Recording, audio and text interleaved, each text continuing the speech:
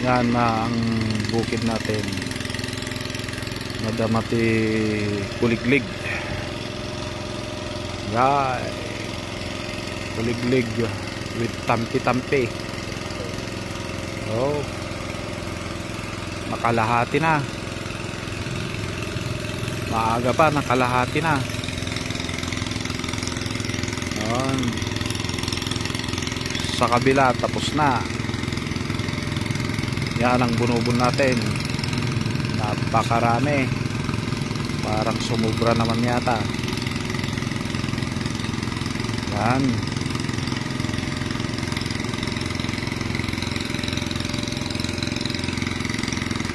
Masisipag mga kasaka namin.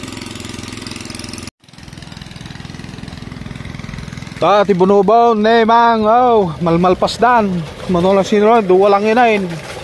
Oh, thanks by God sa blessing niya na binigay niya. Oh, kalakas na patubig.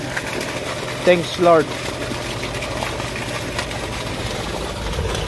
Oh, atati bunubaw ne nagadaw. Lawa, alpasan.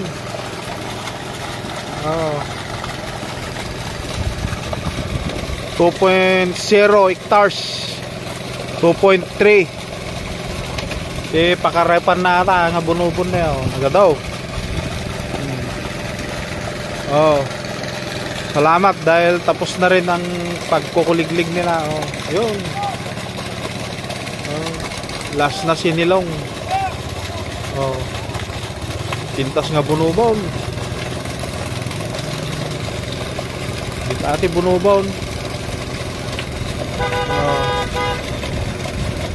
Pintasay. Yun ang taga-bukid ko. 2.4 hectares ang talunin na ito yung taga-talong kota. Next year barang madagdagan pa ito half hectares. Balin nga 3.0 sa blessing na God.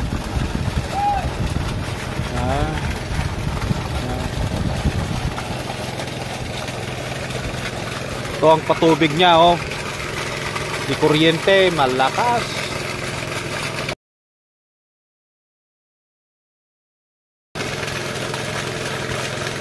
Ito patubig. Patubig pa lang yan. So thanks sa ating Panginoon dahil binigyan ako ng ganitong blessing. Tapos na. Ano na sila Pakyat na sila. Tapos na rin sa wakas. Thanks God. Natapos din.